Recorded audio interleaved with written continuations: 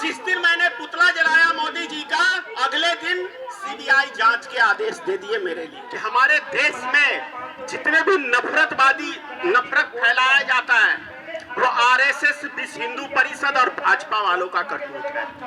ये चोर भी है, डाकू भी है, उग्रवादी भी है, सभी चीज है, लेकिन हर विपक्षी नेता को आज चोर बता रहा है।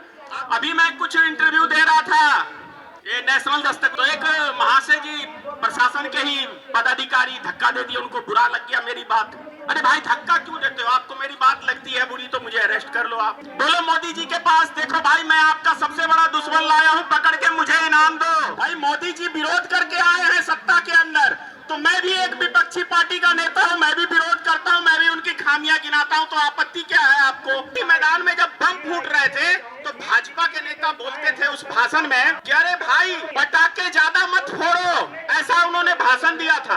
और जब मोदी जी वहां मंच पे भाषण देने आए तो मोदी जी ने कहा अरे जितना बम फोड़ना है आप फोड़ो, मुझे बम से डर नहीं लगता है। भाई डर कैसे लगेगा? आपको पता है कि आपके मंच के नीचे कोई बम है ही नहीं, बम तो हमने पब्लिक के बीच में रखवाया है।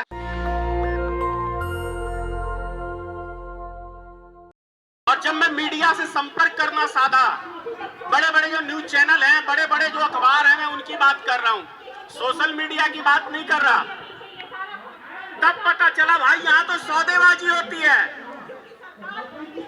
आपकी पूरे साल की खबर चलेगी, कितने लाख देना है, ये डील होता है।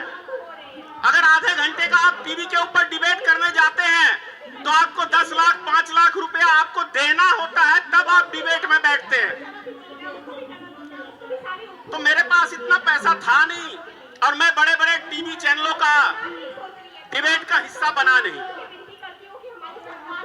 तो 2000 आपको बताऊं, जब लॉकडाउन हुआ था, लॉकडाउन, तो जिस दिन सारा देश मोमबत्ती और दिया जलाया था, तो उस टाइम मैंने रात्रि 9 बजे मोदी जी का पुतला जलाया था।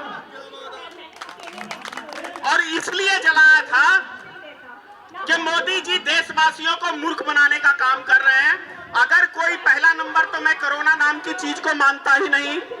ये बहुत बड़ी साजिश थी हमारे देश के अंदर, गरीब मजदूरों को भूख प्यास से मारने का एक बहुत बड़ा षड्यंत्र था। मैं इसको इस तरह नजरिए से देखता हूं। और मैंने कोई कोरोना का वैक्सीन वगैरह कुछ नहीं लिया। दिल्ली सफर किया, पटना सफर किया, बिहार में कई जगह सफर किया, ऐसा मुझे कुछ लगा नहीं। और एक चीज आप सबने देखा होगा, कोरोना वायरस के टाइम के अंदर देश में बुखार गायब हो गया, टीबी गायब हो गया, कैंसर गायब हो गया, दम्मा गायब हो गया, सारी देश में बीमारियां गायब हो गई। बच गया तो सिर्फ एक कोरोना बच गया। और जितने भी आदमियों की मृत्यु हुई वो कोरोना से मृत्यु हुई, ऐसा सरकार का मानना है। तो भाई मुझे बुखार लगा, मुझे दवाई देगा नहीं तो बुखार बढ़ेगा। अब मुझे टीबी की बीमारी है, मुझे कोई घर से बाहर निकलने नहीं देगा, मेरी दवाई खत्म हो गई। किसी को दम्मा की बीमारी है, दवाई खत्म हो गया, मैं डॉक्टर के पास जा नहीं सकता। डॉक्टर के पास गया सरकारी अस्पताल में तो कोई डॉक्टर देखने वाला नहीं, तो आदमी तो मरेंगे ही।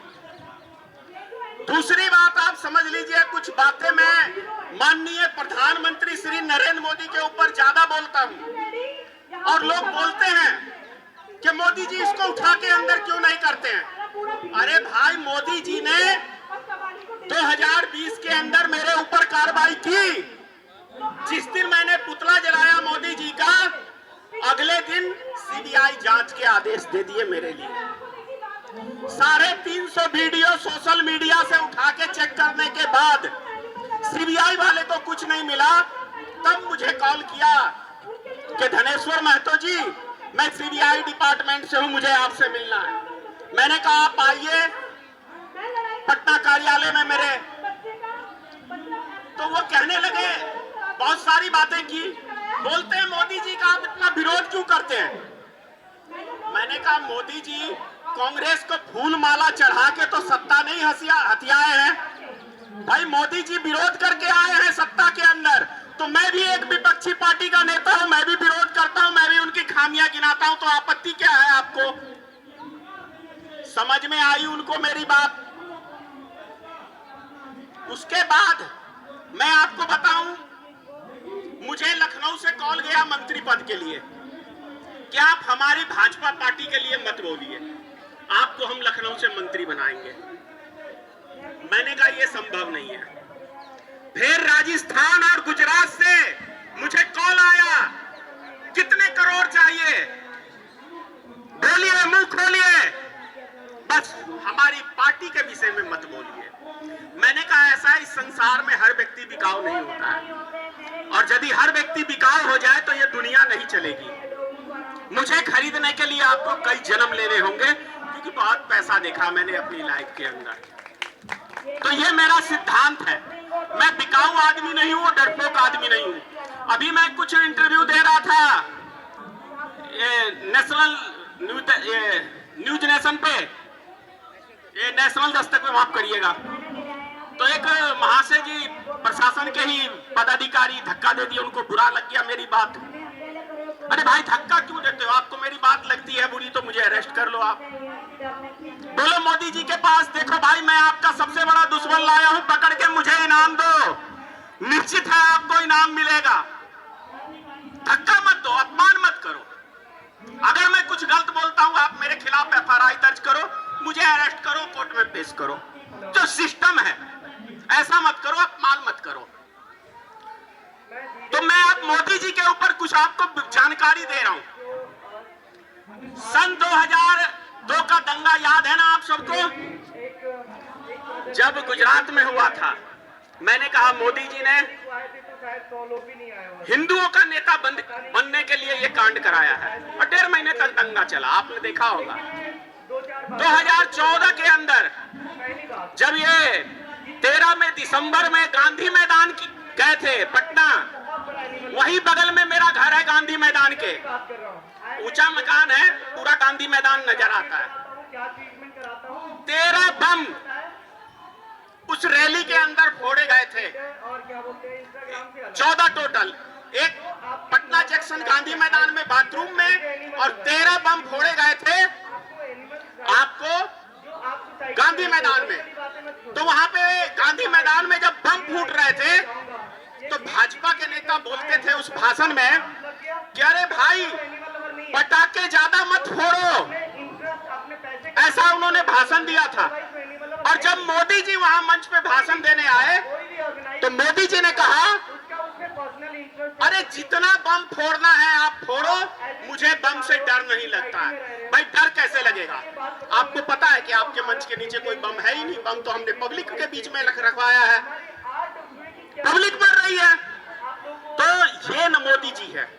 उसके बाद आप देख लीजिए, कोई मुद्दा नहीं है। 2019 के अंदर आप सब जानते हैं क्या हुआ, पुलवामा हमला हुआ, हमारे देश के सेना को मरवा के। अगले दिन राजस्थान की रैली में आप सब ने देखा होगा मोदी जी का वो खिलखिलाता चेहरा, क्या शहीदों का पीछे पोस्टर लगा के, और कैसे मोदी जी मुस्कुराते हुए भाषण दे रहे थे, क्योंकि उनको पता था कि अब ये मुद्दा से हम चुनाव जीत जाएंगे। तो मोदी जी, मैं मानता हूं कि हमारे देश में जितने भी नफरत फैलाया जाता है वो आरएसएस, विश्व हिंदू परिषद और भाजपा वालों का करतूत है। जितने हिंदुस्तान में दंगे होते हैं, जितने हिंदुस्तान के अंदर आपको जितने भी ये हमले होते हैं, ये सब साजिश यहीं से होती है। एक कहावत सुना है ना, चोर मचाए शोर। ये चोर भी है, डाकू भी है, उग्रवादी भी है, सभी चीज है, लेकिन हर विपक्षी नेता को आज चोर बता रहा है। आपको याद होगा 2013 के अंदर 2012 में कांग्रेस के ऊपर लाखों आरोप लगाए इन्होंने, ये घोटाला, वो घोटाला, 2G घोटाला, स्पेक्ट्रम घोटाला, कोयला घोटाला, अबरक घोटाला, पता नहीं कौन कौन सा घोटाला। सारे घोटाले में कांग्रेस बरी हो गए।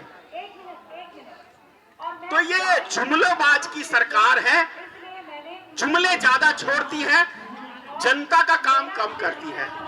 मैं आप लोग को स्पष्ट कहना चाहता हूं, लास्ट में ज्यादा टाइम नहीं लूंगा आप लोग का, बहुत सारे आपके वक्ता होंगे। 2024 आने वाला है और पंजाब तो एक देश का मैं समझता हूं, और हरियाणा एक शेर है। जो दिलेरी पंजाब और हरियाणा के लोगों में है, मैं समझता हूं पूरे भारत के लोगों में नहीं है। तो आप में वो ताकत है कि इस सरकार की ईंट से ईंट बजाने की आप में ही ताकत है। मेरा दुर्भाग्य है कि मैं जहां से आता हूं वहां की जिल्लत की जिंदगी जीना अभी के टाइम में जो लोग हैं वो ज्यादा पसंद करते हैं, और मैं जिल्लत की जिंदगी से मरना पसंद करता हूं। मैं जब तक जीऊंगा शान से जीऊंगा, चाहे बाहर रहूं चाहे जेल में रहूं, इसकी मैं कभी परवाह नहीं करता। नेशनल दस्तक की आपसे गुजारिश है कि अगर इसको बचाना चाहते हैं तो नेशनल दस्तक को सब्सक्राइब करने के लिए रेड कलर के सब्सक्राइब बटन को दबाएं, फिर बेल आइकन की घंटी दबाएं। नेशनल दस्तक को बचाने के लिए बहुत जरूरी है कि हर खबर को शेयर करें, लाइक करें, कमेंट जरूर करें।